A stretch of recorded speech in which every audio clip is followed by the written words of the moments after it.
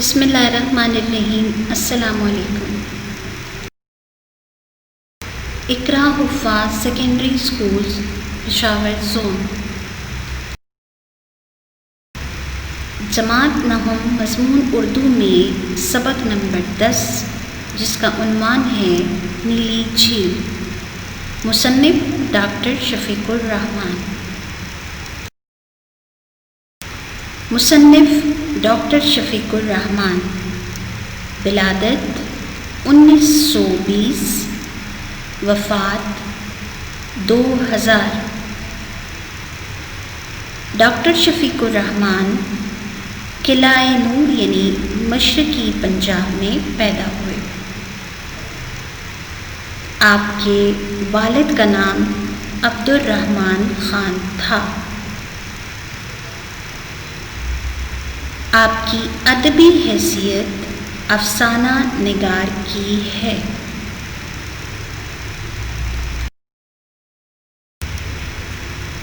مصنف شفیق الرحمان نے 1942 میں king Edwards medical college Lahore سے MBBS کا امتحان پاس کیا اور اگلے ہی سال فوج میں ملازم ہو گئے۔ پھر میجر جنرل کے عہدے سے سبکدوش ہوئے۔ ملازمت کے دوران ہی آپ نے انگلستان میں اعلیٰ تعلیم پائی۔ آپ کے افسانوں کا پہلا مجموعہ کرنے کے نام سے 1942 میں شائع ہوا۔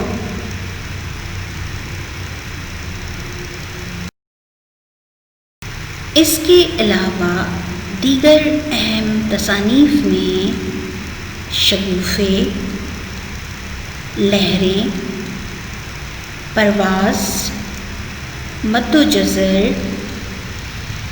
حماقتیں اور مزید حماقتیں، اس کے علاوہ دجلہ اور انسانی تماشا شامل ہے۔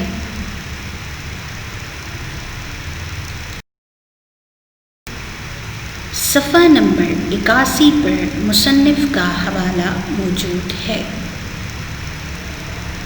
کہہ رہے ہیں کہ ڈاکٹر شفیق الرحمان کے افسانوں میں پیچیدگی مطلق نہیں ہوتی، یعنی کوئی مشکل بالکل نہیں ہوتی۔ ان کے رومانی اور تفریحی دونوں طرح کے افسانوں میں بے ساختگی اور روانی پائی جاتی ہے۔ ان کا افسانہ واقعات سے زیادہ کرداروں کے طرز عمل سے نشوونما پاتا ہے، یعنی کرداروں کا اپنا عمل۔ شفیق الرحمان کی بہت نمایاں خصوصیت ان کی ظرافت ہے۔ ظرافت یعنی مزاح۔ وہ اپنی طنزیہ اور مزاحیہ تحریروں کی وجہ سے ادبی دنیا میں بہت بلند مقام رکھتے ہیں۔ ان کا مشاہدہ وسیع، ان کی تحریر سادہ اور دلنشین، دل کو اچھی لگنے والی ہیں۔ آپ کی انسانی فطرت کی کمزوریوں پر نظر یعنی مشاہدہ بہت گہرا ہے، اور اسی سے آپ مزاح کا کوئی پہلو تلاش کر لیتے ہیں اور اسی طرح اسے اپنی تحریر میں لاتے ہیں کہ پڑھنے والا اسے حقیقت تسلیم کرتا ہے۔ آپ کی تحریر خندہ زیر لب تو بنتی ہے، کہکا نہیں بنتی، یعنی لبوں پر مسکراہٹ تو بکھیر دیتی ہے لیکن بلند و بالا کہکا نہیں ہوتی۔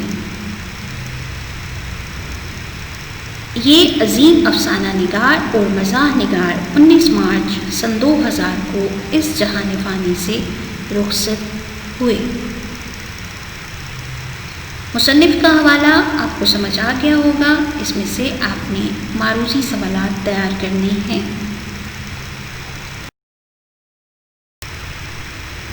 सबक नीली झील।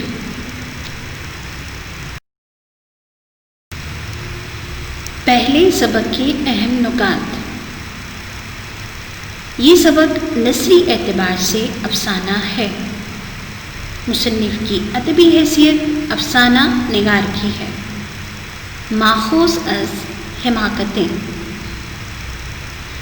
इस अफसाने में मुसन्निफ नीली झील का जिक्र करते हुए कह रहे हैं, अफसाने के मरकज़ी किरदारों में रूफ़ी और नन्हे मियाँ का जिक्र किया गया, जो तसव्वुराती झील के किनारे जाकर अपना वक्त ज़ाया करते थे। सबक में नीली झील के बारे में ये कहा गया कि ये एक ख़याली और तसव्वुराती झील थी, जिसका हकीकत से कोई ताल्लुक़ ना था, लेकिन बच्चों के तसव्वुर के मुताबिक यानी सोच और ख़याल के मुताबिक ये एक खूबसूरत और हसीन झील थी। अफसाने में ये भी बताया गया कि हमें हकीकत का सामना करना चाहिए और हालात जैसे भी हों हमें घबराना नहीं चाहिए।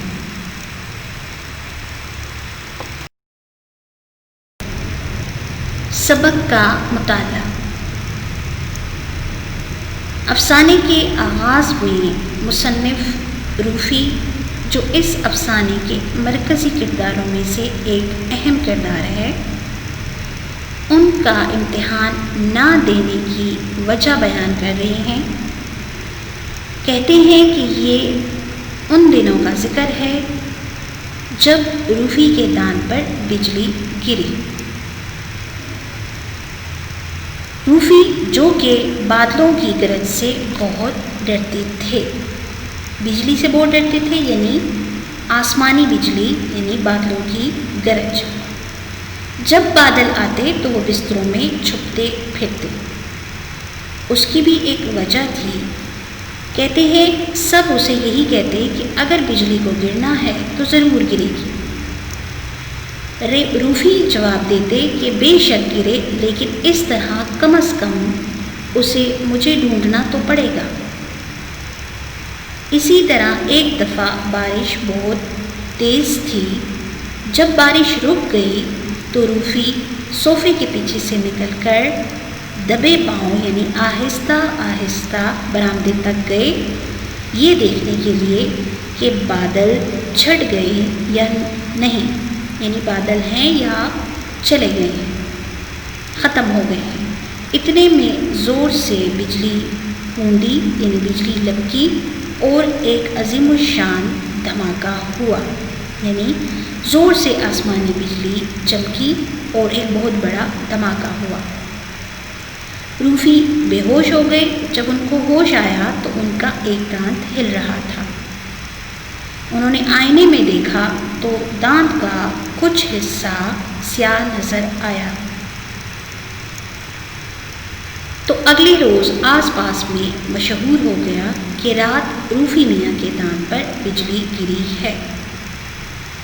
वो 2 दिन तक बिस्तर पर पड़े रहे, लेकिन इस तरह हम इनके घर के तमाम बच्चे अपने आने वाले सेमाही इम्तिहान से ना बच सके। रूफ़ी चूँकि डर की वजह से बेहोश हो गए थे, क्योंकि उनके बड़ों ने शुरू ही से रूफ़ी के जहन में ये खौफ बिठा दिया था कि आसमानी बिजली बहुत खौफनाक होती है। इसी खौफ की वजह से रूफ़ी डर कर बेहोश हो गए थे, जिसकी वजह से जब उसे होश आया तो उसका दांत हिल रहा था, जो कि बचपन में अमूमन बच्चों का होता है। कह रहे हैं कि इस कमबख्त इम्तिहान ने हमारी नींदें उड़ा दी थी। मास्टर साहब ने हमारे साथ ख़ास रियायत की और अज़राए करम इम्तिहान चंद दिनों के लिए मुलतवी कर दिया, यानी ख़ास इनायत करते हुए इम्तिहान कुछ दिनों के लिए आगे कर दिया। ماسٹر صاحب ان لوگوں میں سے تھے جو آپ سے سوال پوچھیں گے، آپ کی طرف سے خود جواب بھی دیں گے اور پھر آپ کو ڈانٹیں گے بھی کہ جواب غلط تھا۔ جب ساری کلاس کا امتحان ہو چکا تھا تو صرف روفی اور میں یعنی مصنف اپنا ذکر کر رہے ہیں۔ نچلی جماعتوں میں روفی کے چھوٹے بھائی ننھے میاں بھی باقی تھے، کیونکہ اس بجلی کے گرنے کے سلسلے میں وہ بھی بطور تیماردار شریک تھے، یعنی ننھے میاں کا بھی امتحان ملتوی ہو گیا تھا اور اب ان تینوں بچوں کا امتحان ہونا باقی تھا۔ کہہ رہے ہیں کہ میں اور روفی مجرموں کی طرح کمرے میں داخل ہوئے۔ ماسٹر صاحب نے ہمیں بتایا کہ وہ ہمارا فقط زبانی امتحان یعنی اورل امتحان لیں گے اور بالکل آسان سے سوال پوچھیں گے، اس لیے گھبرانے یا ڈرنے کی کوئی بات نہیں۔ انہوں نے روفی سے پوچھا، تمہیں کس نے بنایا؟ روفی نے ہاتھ سے اشارہ کرتے ہوئے بتایا، جناب اتنا تو مجھے خدا نے بنایا تھا، اس کے بعد میں خود بڑا ہوں۔ اب ماسٹر صاحب مجھ سے یعنی مصنف سے مخاطب ہوئے، آسٹریلیا کہاں ہے؟ جواب، جی جغرافی کے 25ویں صفحے پر۔ ماسٹر نے کہا، جغرافی میں نہیں، ویسے کہاں ہے؟ جواب، جناب آسٹریلیا کرۂ ارض پر ہے۔ کرۂ ارض یعنی تمام زمین جو گیند کی شکل کی ہے۔ ماسٹر صاحب نے سوال کیا، اچھا حروف اضافت کیا ہوتے ہیں؟ جواب ملا، جناب حروف اضافت وہ ہوتے ہیں جو اضافہ کرتے ہیں اور جنہیں پڑھ کر کچھ اور حروف یاد آ جاتے ہیں۔ اب مثال کیا دی گئی؟ مثال میں کہا گیا، مثلاً گھڑی ساز یوں معلوم ہوتا ہے جیسے زمانہ ساز۔ گھڑی ساز یعنی گھڑی بنانے والا۔ پالتو فالتو معلوم ہوتا ہے۔ مجرب معلوم ہوتا ہے۔ مجرد کہتے ہیں جریدہ یا اکیلا یا تنہا، اور مجرب کہتے ہیں تجربہ کرنے والا۔ بچوں ایک ہوتا ہے مجرب اور ایک ہوتا ہے مجرب۔ مجرب آزمایا ہوا اور مجرب تجربہ کرنے والا۔ طبلہ نواز، طبلہ کہتے ہیں ایک رخا ڈھول، یعنی ایک خاص قسم کا ایک رخا ڈھول، اور طبلہ نواز کہتے ہیں ڈھول بجانے والے کو۔ طبلہ نواز بندہ نواز معلوم ہوتا ہے۔ بندہ نواز غلام کو عزت دینے والا یعنی کہ مالک۔ ماسٹر صاحب بس بس، ماسٹر صاحب بالکل خفا ہو گئے۔ اب انہوں نے ننھے میاں کو بلایا، یعنی اب ننھے میاں کا امتحان شروع ہوا۔ ننھے گنتی گن کر دکھاؤ، ماسٹر صاحب بولے۔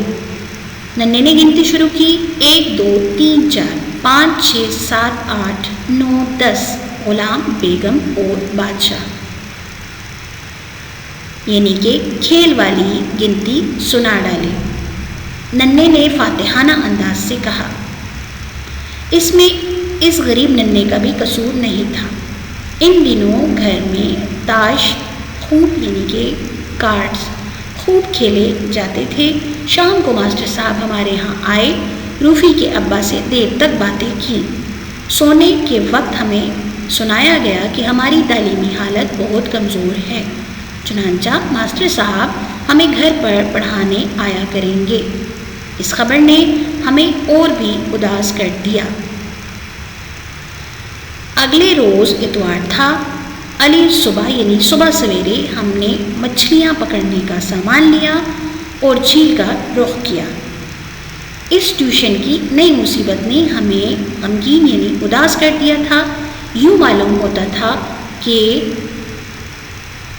جو ہی صحیح آزادی میسر ہو، یعنی جو رہی صحیح آزادی ہے وہ میسر رہے۔ آپ کہہ رہے ہیں کہ وہ جو تھوڑی سی آزادی تھی وہ بھی ہم سے چھین لی گئی، یعنی کہ وہ بھی ختم ہو گئی۔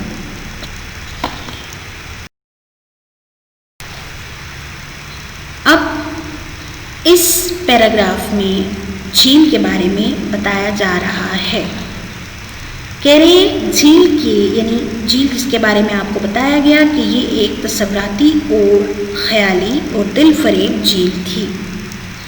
کہہ رہے ہیں جھیل کے شفاف اور نیلے پانی پر یعنی صاف ستھرے پانی پر ہلکی ہلکی دھند چھائی ہوئی تھی. دھند کہتے ہیں کرۂ ہوائی کی نچلی تہوں پر جو کثیف آبی بخارات کی موجودگی ہوتی ہے جس سے اندھیرا چھا جاتا ہے وہ دھند کہلاتا ہے. دور بادلوں کے چھوٹے چھوٹے ٹکڑے ہوا میں تیر رہے تھے. کناروں پر پھولدار بیلیں یعنی کہ چھوٹے اور خوبصورت پھولوں کی بیلیں جو کہ دیوار پر ہوتی ہیں اور پودے جھکے ہوئے تھے. اس پر بے شمار تتلیاں اڑ رہی تھیں. جھیل کی خوبصورتی بیان ہو رہی ہے. کہہ رہے جھیل کے کنارے دور دور تک چلے گئے تھے. دوسرا کنارہ بہت دور تھا اور کبھی کبھار ہی دکھائی دیتا. جب بارش تھمی یعنی رک گئی ہو یا دن بالکل صاف ہو تو ہر بار کسی نئی شکل میں دوسرا کنارہ دکھائی دیتا تھا. کبھی کبھی تو کہتے ہیں دور دور تک محل ہوتے یا قلعے دکھائی دیتے. کبھی گھنے اور سرسبز باغ اور کبھی ریت کے ٹیلے یا نخلستان یعنی کھجور کے درختوں کا جھنڈ نظر آتا. مصنف کہہ رہے ہیں کہ ہم ہر اتوار جھیل کے کنارے گزارتے کیونکہ بچوں کو یہ جھیل خوبصورت لگتی تھی. کہہ رہے ہیں بڑے اہتمام سے مچھلیاں پکڑنے کا پروگرام بنتا. مچھلیاں بھوننے کا سامان بھی ساتھ ہوتا. ہمارا مچھلیاں پکڑنے کا طریقہ بھی صحیح تھا لیکن ہم نے کبھی وہاں ایک بھی مچھلی نہیں پکڑی.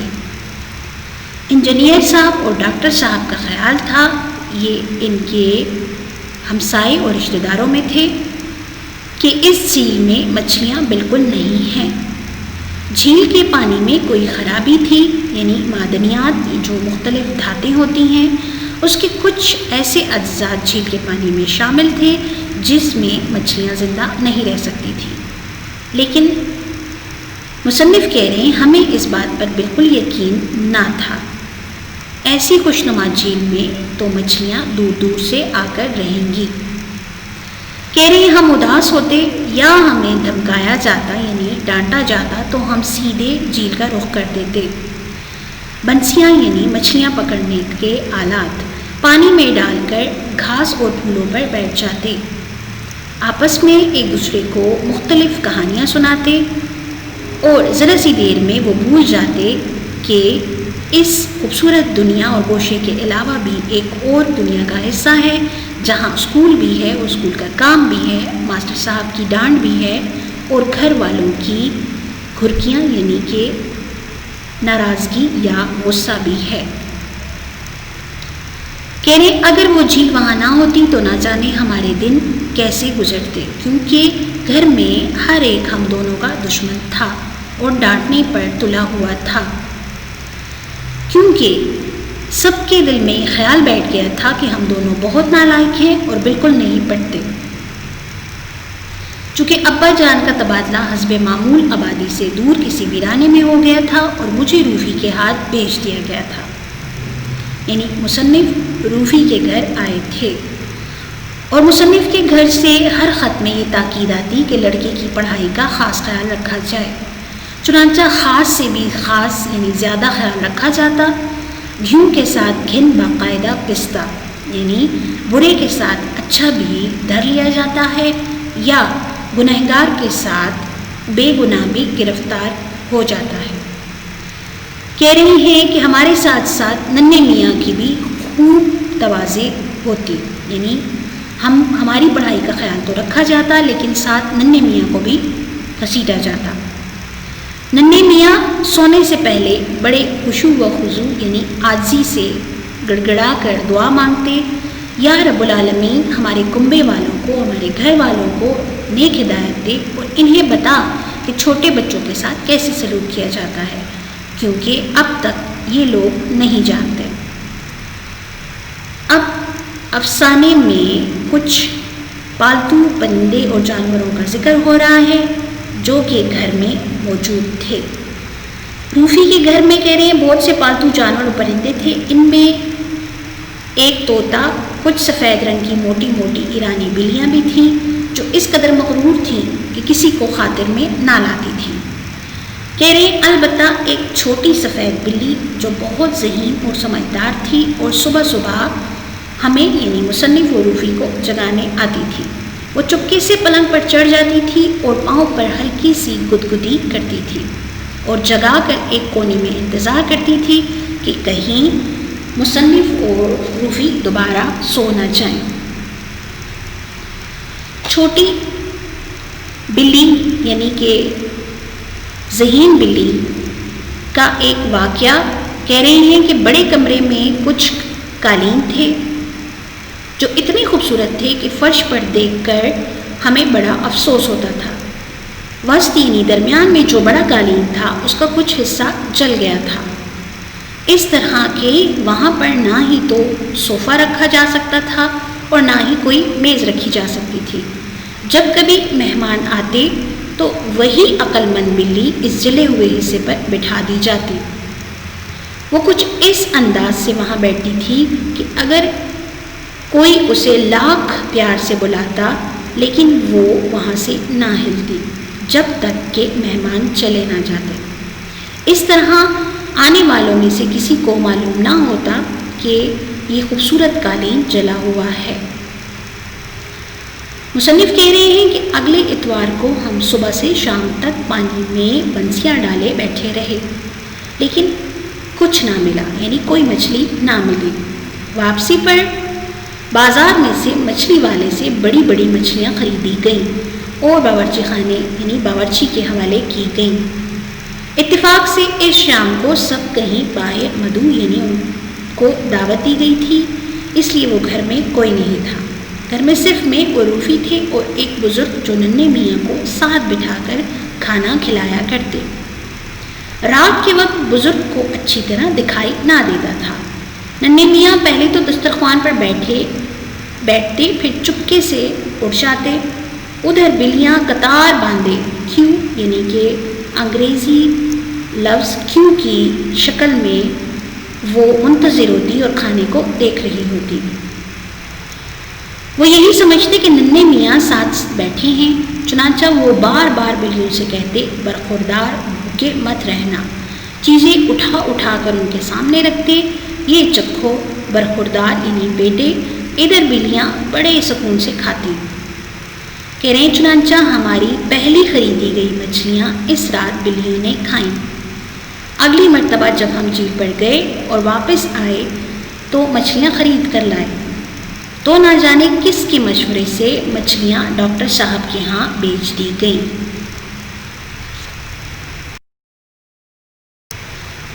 پھر اس سے اگلی مرتبہ مچھلیاں انجینئر صاحب کے ہاں بیچ دی گئیں۔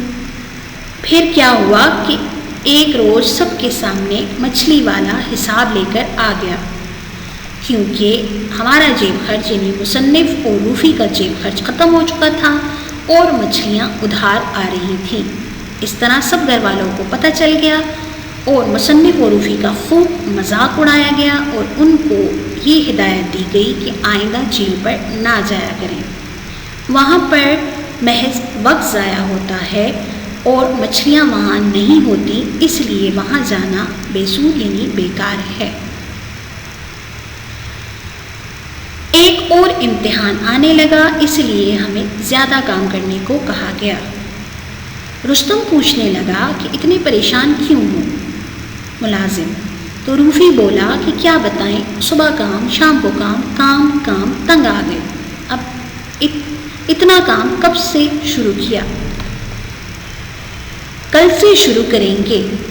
رستم جو کہ پڑھا لکھا تھا، اس نے وعدہ کیا کہ وہ ہمارا ہاتھ بٹائے گا اور حساب کے سوال نکال دیا کرے گا۔ اس کے بعد دیر تک بڑوں پر ہم تبصرے کرتے رہے اور یہ مزے کرتے ہیں، انہیں کچھ نہیں کہتے۔ نہ انہیں شام کو ٹیوشن کی مصیبت ہے، یعنی وہ بڑوں کے بارے میں کہہ رہی ہیں کہ بڑے کچھ نہیں پڑھتے، نہ ہی تو ان کے لیے ٹیوشن ہے اور نہ ہی وہ صبح سویرے اٹھتے ہیں، مطلب وہ ہر قسم کے امتحان اور آزمائشوں سے بری ہیں۔ پھر ہمارا امتحان ہوا، ہمیں کچھ اور بتایا گیا تھا لیکن پرچے میں کچھ اور ہی آیا، چنانچہ ہم کچھ اور ہی لے کر آئے، بس فیل ہوتے ہوتے بچے۔ ہر ایک نے ہمیں حسب توفیق ڈانٹا۔ ایک شام کہہ رہے ہیں ہم جھیل کے کنارے مچھلیاں پکڑ رہے تھے، دراصل ہم نے کانٹوں میں مچھلیاں پہلے ہی سے لگائی ہوئی تھیں، پانی میں ڈور تھی اور ڈور کے سرے پر مچھلی۔ یہ ہم نے رستم کے لیے کیا تھا کہ آج اسے مچھلیاں پکڑ کر دکھائیں گے۔ جب وہ ہمیں لینے آیا تو چوری کی باتیں شروع ہو گئیں۔ ہمارا خیال تھا کہ لوگ محض دوسروں کو پریشان کرنے کے لیے چوری کرتے ہیں اور یہ ایک قسم کا مذاق تھا۔ رستم ہمیں بتانے لگا کہ لوگ اس لیے چوری نہیں کرتے بلکہ دوسروں کی چیزوں پر قبضہ جمانے کے لیے کرتے ہیں اور پھر ان چیزوں کو کبھی واپس نہیں لوٹاتے، اور یہ انسان کی ہوس ہے، یعنی لالچ ہے، جو اسے چوری کرنے پر اکساتی ہے۔ کئی لوگ کہہ رہے ہیں بڑی بڑی چوریاں بھی کرتے ہیں، انسانوں کو بھی چرا لیتے ہیں، بر اعظموں کو بھی اور خطوں کو بھی۔ اتنے میں کہہ رہے ہیں پانی میں شڑپ کی آواز آئی تو دونوں چلائے کہ یہ مچھلی تھی، اور پھر ایک جھٹکے سے انہوں نے ڈور کھینچی تو مچھلی کو باہر نکالا۔ روفی نے بھی یہی کیا۔ رستم سے کہا تم دیکھتے جاؤ، کچھ دیر میں یہاں مچھلیوں کے ڈھیر لگ جائیں گے، تب تو تمہارا شبہ یعنی شک دور ہو جائے گا جو ہم نے کہا تھا۔ پھر ہم دوسرے کنارے کی باتیں کرنے لگے کہ جب کبھی ہم وہاں گئے تو رستم کو بھی ساتھ لے کر جائیں گے۔ وہ مسکرا کر بولا لڑکوں یہ خود فریبی یعنی خود کو دھوکہ دینے کی نیلی جھیلیں ہیں اور دوسرے کنارے عمر بھر پیچھا نہیں چھوڑتے، یعنی امید، فریب، دھوکہ۔ ہم اپنے آپ کو ہمیشہ دھوکہ دینے کی کوشش کرتے ہیں اور زندگی کی تلخیوں سے بھاگنے کے لیے ہم ایسی ہی جھیل کا سہارا لیتے ہیں، یعنی امید۔ آج تم نے 2 مری ہوئی مچھلیاں اپنے کانٹوں میں اس لیے لگائی تھیں کہ تمہیں اب تک یقین ہے کہ دنیا جھوٹی ہے اور تمہارا تصور سچا ہے۔ دوسرے کنارے کے متعلق تم نے کیسے سہانے خیالات دل میں بسا رکھے ہیں، میں وہاں کئی مرتبہ گیا ہوں۔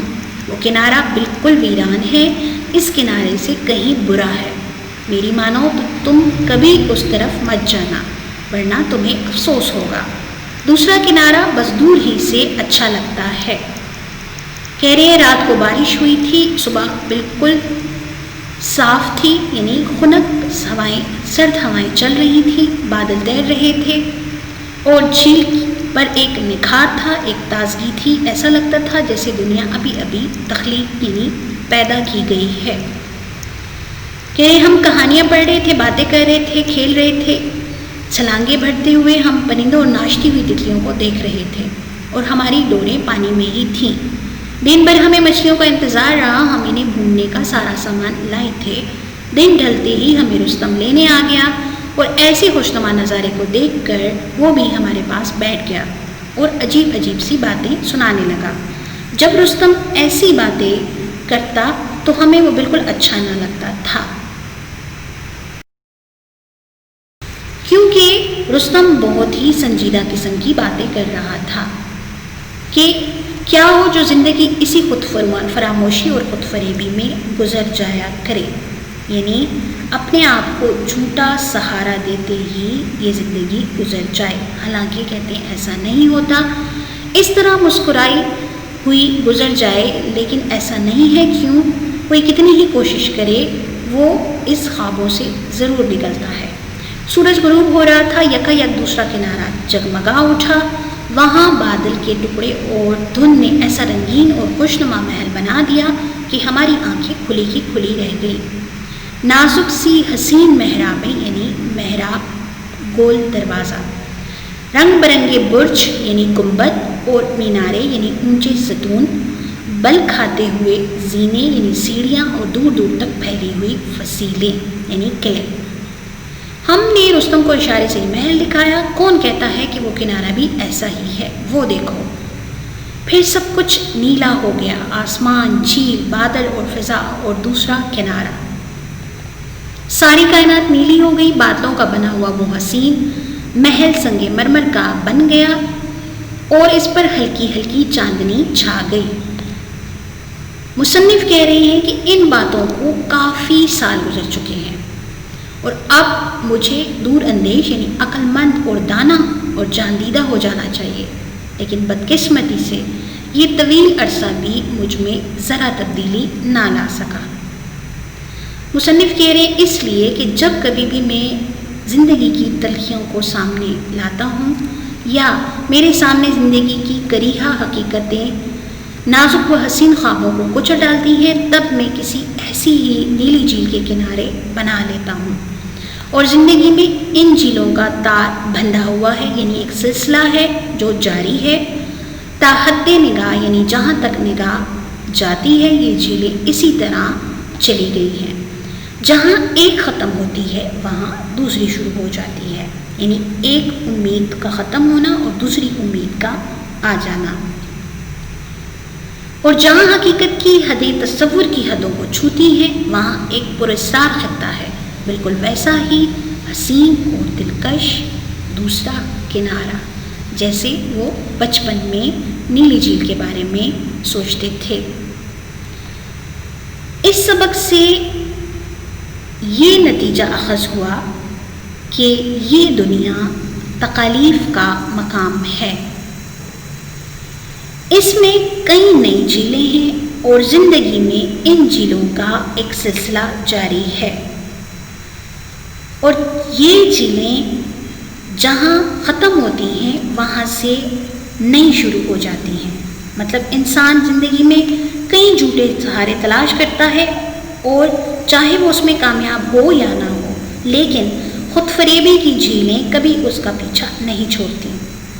انسان زندگی کے مسائل و تکالیف سے بھی فرار حاصل کرنے کے لیے وہ تصوراتی دنیا میں بنا لیتا ہے، لیکن انسان کو حقیقت پسند ہونا چاہیے اور حالات کا مقابلہ کرنا چاہیے، اور نہ ہی تو انسان کو دروغ گوئی کا سہارا لینا چاہیے، کیونکہ حقیقت جب سامنے آتی ہے تو انسان شرمندہ ہوتا ہے۔